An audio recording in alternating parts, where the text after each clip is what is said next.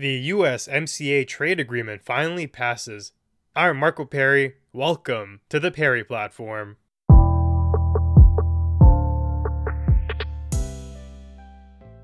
What was once known as NAFTA has now changed into the USMCA. This is our new trade agreement for North America. And before we go any deeper, I just want to say, let's agree on one name for this thing. I have seen some Canadian outlets call it the CUSMA, trying to get the C first, or put the U first. It doesn't really matter. For the sake of everyone's sanity, let's just call it the USMCA. So this agreement was been in the works for years already, and finally, it passed. There was a major delay because, as I'm sure you're aware, the American government has an impeachment on their hands, and that was taking up a lot of their headspace. I'm actually quite surprised that in the midst of that, they still decided to pass the USMCA. This really is a win for Donald Trump, and to give him that in the middle of the impeachment inquiry, it's kind of weird, but I'm happy it went through. This agreement was a long time coming, and finally it's here. We can begin to reap the benefits shortly. And maybe before we go on, I should clarify, the reason why I say it's weird is because the Democrats were actually the ones holding up the bill because of the impeachment. And now they want to pass it in the middle of that, giving Trump a supposed victory. That's why I think it's kind of weird, but I digress. So, anyways, the Washington Post put out a piece today detailing some of the key changes heading our way. Right now we don't know everything yet because some of the minor details were still being worked out up to the last minute, and those will come out soon, but for now, here's what we can tell. First, the car industry is due for a major shakeup. Based on the agreement, for cars to qualify for zero tariffs, 75% of its components must be made in Canada, Mexico, or America. If that 75% threshold is not met, the automobiles will be slapped with a hefty tariff, making foreign-made cars more expensive than domestic options. Or at least that's the hope. Now, if you're a company, you might just say, okay, America, they have pretty high wages there. Canada too. Let's just go to Mexico. They have some cheap labor, right? Well, that's also being tackled as well. There's another caveat that requires workers who deal with these auto parts to earn at least $16 an hour in Mexico, Canada, and the United States. They are trying to equalize the playing field a little bit, and that $16 an hour wage is about 3 times what the average auto worker makes right now in Mexico, so a big payday is heading their way. Of course, right now it's not going to start up, and they're going to say, okay, every employee right off the bat has to make that amount of money. It's going to be a slow rollout process, so we're not going to receive all the benefits right away, but at the same time, the Mexican economy won't crumble because of it. It's going to start at 30% of work requiring that $16 an hour wage, and it will move up to 40% by 2023. So this really is meant to stop manufacturers from just moving all of their plants to Mexico. Canada and America, quite expensive. We have these minimum wage laws and they expect to be paid a certain amount. The workers. In Mexico, that was not the case prior, and this clause is going to tackle that. It's going to help diversify where the jobs are and hopefully bring back some plants in Canada and the United States. This bill also creates incentive to bring jobs to the USMCA nations due to avoiding the tariff that we talked about. So, as mentioned, if 75% of the automobile is not made within the partner nations, a tariff will be slapped onto the final price. That is negative because the car prices will raise and consumers will see that and they will be less inclined to buy that from that company. A different automaker who has created a 75% threshold in their automobile is going to be able to take advantage of that no tariff and presumably be able to deliver their car to the market at a lower rate, therefore increasing their sales. So there is an incentive here to keep manufacturing domestic. At the same time though, I must mention that there is some negative consequences that could befall us because of that. The first thing is car prices. They may just raise across the board. Having a $16 an hour mandated minimum for some portion of the Mexican market is going to jack up cost. That's already 3 times the current wages, and companies have historically moved there for labor. Now they're going to incur a larger expense, and that will be likely passed on to the consumer. So, there's a high likelihood that cars in general are going to be more expensive under this law.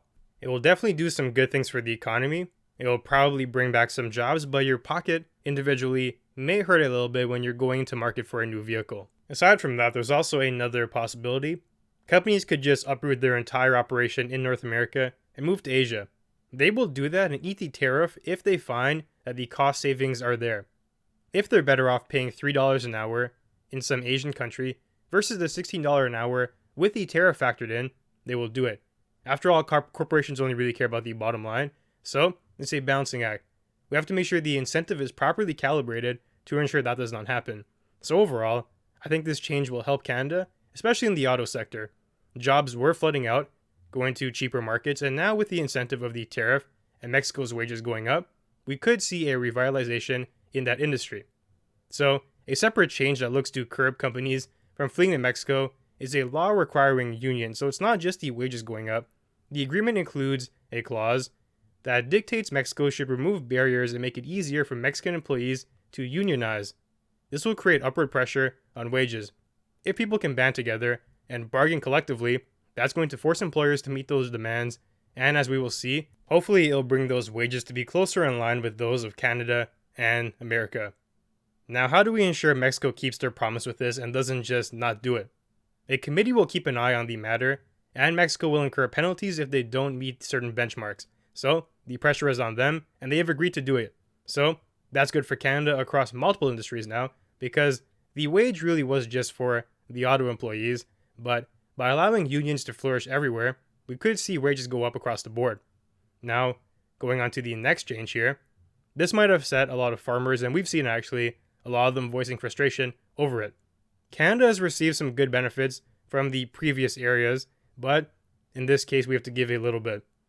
Canada has been rather protectionist with our dairy market.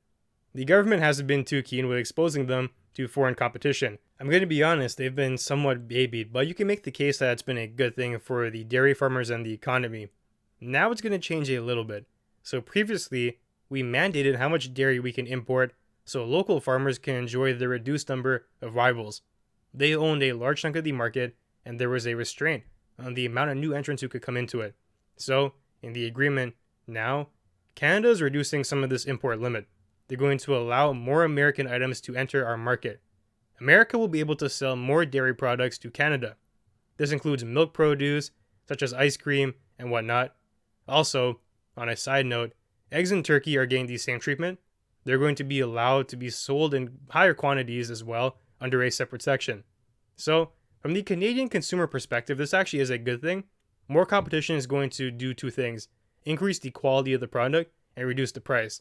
Canadian dairy farmers now have to worry about what America is going to do, what they're going to charge, and so they're going to get more competitive. The Canadian consumer will have more choices, a higher quality of product to pick, and presumably a lower price due to this. The farmers are going to be trying to beat each other out on price for sure, trying to get it as low as possible because dairy is a staple. People want it. They also don't really care too much about buying the most luxurious dairy product or the milk they use in their cereal. They just want a good item. This is going to be interesting, and we'll see how it plays out. But from the perspective of the Canadian dairy farmer, you can see why they're going to be mad. No company really wants to deal with more competition. It's good for the consumer, but from the company's standpoint, it's an annoyance. Now they have to really figure out how they're going to differentiate themselves, how they're going to get their product better at a lower price.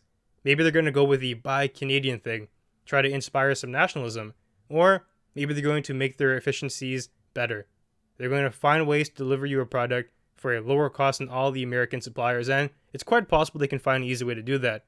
The Americans have to ship things across the border. It takes time, it takes money, although it is going to be annoying for them, and their business may suffer a little bit. I think there's a way for the Canadian farmers to come out of this relatively unscathed if they approach it properly. If they falter, well, that's bad as well, but luckily, we haven't removed all of our protectionist measures, only loosened them a little bit. This next part here is also fairly interesting. It deals with IP, intellectual property. This section of the USMCA is over 60 pages. It's massive. So for the most part, it offers more protections for patents and trademarks, and right now, that really isn't a central issue in North America. The problem isn't with infringements here, per se. It really is with China. They have a lack of regard for patents and intellectual property, and they have been known to copy technology and make it their own. Having it in the USMCA, where we've been relatively well behaved and we follow these laws because we're held accountable, I can see why they did it, but it doesn't make too much sense. It's more so protecting companies who have patents already, like Disney. The lobbying from companies like that is largely why I believe this was added to the agreement. Now, they should have really just focused on ways to tackle China to ensure that copyrights are being upheld abroad. Because when China does it, who's holding them accountable? The international courts? No. The American courts? Definitely not. Well, that's where they're free to do as they please. So, fundamentally, patents, they stifle effective competition, as we can see, because someone holds a monopoly on an idea. But at the same time, you have to acknowledge that they also provide incentive to innovate. If you did not have a protection for ideas, people wouldn't bother with it. Because as soon as you go to market with something, it's being absorbed by a major corporation who has more money than you. Patents level the playing field, but they do it at the cost of competition. That's just the simple reality of it. This is another balancing act, and I feel like we've moved closer to the stifling territory with this in areas that the issue wasn't really that grave to begin with. But at the same time, there is a valid argument to be had about keeping them and making them stronger, so I'm willing to hear that, but at the same time, I just don't feel like it was appropriate in this agreement. Now, another long section in the USMCA is environmental protections. Notable parts include protecting marine wildlife and ceasing overfishing. Mexico agreed to ramp up surveillance of illegal fishing, and all three countries agreed to not subsidize overfished species. Now that's some good stuff, and I'm happy to hear it. Having a law to mandate these behaviors is a good thing. Overfishing is a major plague on the earth, and what we're doing to our oceans is not sustainable. Period. There will come a time where we run out of fish because of the ways we're treating them. This agreement is the first step in preventing that. So, now let's move on to something that's a little bit more asinine. Something a little bit more weird. There is enhanced protection against currency manipulation. Now that again is something that China has been utilizing. Not Canada, not Mexico. We have been relatively well behaved on this topic, so to put it into our agreement, it does no harm to us, but at the same time, it's weird. It seems like a waste of space. The reason being is that in a democracy, a system that all three countries have, the citizens are the check to currency manipulation. If the government is trying to deflate their currency, and that really is the problem that America is faced with China, they're doing it to sell more items abroad. The citizens would riot if they could. When you deflate the currency, you combat the tariff. It's just a give and take equation here. The tariff makes it more expensive, but if you devalue your currency, it is cheaper to buy. That's how you fight against a tariff. But in a country with a mobilized populace, people who vote for their leaders, they will not stand for that. If you devalue the currency, my savings goes down overnight so we can export more apples. No, we will not accept that. My investments will crumble. I can't buy anything abroad anymore because our currency is reduced. China gets away with it because their government runs the show without question. They're the absolute authority there. In Canada, if that were to happen, the government would be ousted immediately. They would be voted out for crippling their country's buying power.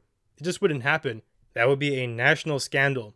Trying to enforce that rule in places like Canada doesn't make much sense to me, and it's a waste of space in a very lengthy document, but at the end of the day, it does no harm because it's not something that would readily happen here anyways, so I can't really complain too much.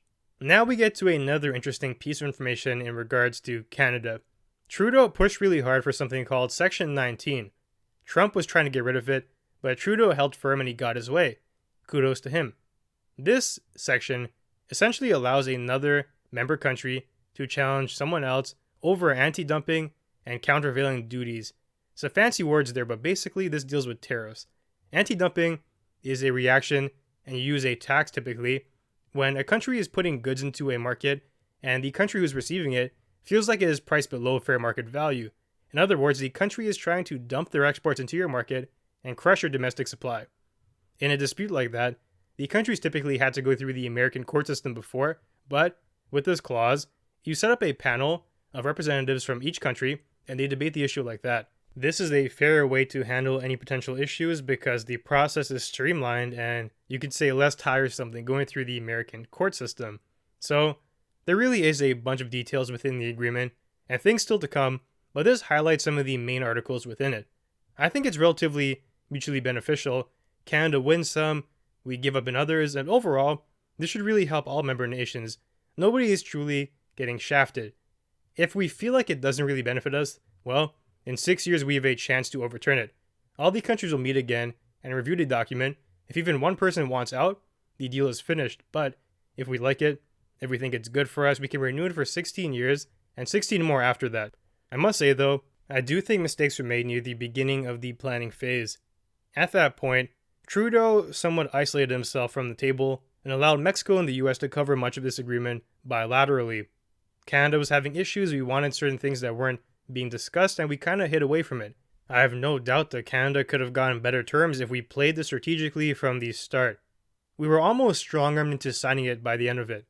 A position of weakness because Trump was hinting that the deal would go through with or without Canada. Mexico and the States already had something together.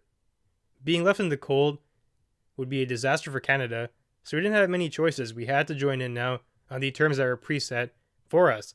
It's far better to enter a discussion or a debate from equal footing, but still, there's a slight misstep there, but we still came out okay. All the countries should benefit from this agreement in the long run, and there aren't too many complaints from Canada's standpoint. Of course, it's a give and take relationship, but we have gained a lot. We've given up in some places, but overall, I do think this will help everyone prosper. So, that brings me to the end of today's conversation. If you enjoyed the content, be sure to leave a review and share. That'll help us grow. You can also find me on Twitter and Instagram at Perri Platform. Thanks for joining me, and I'll see you soon.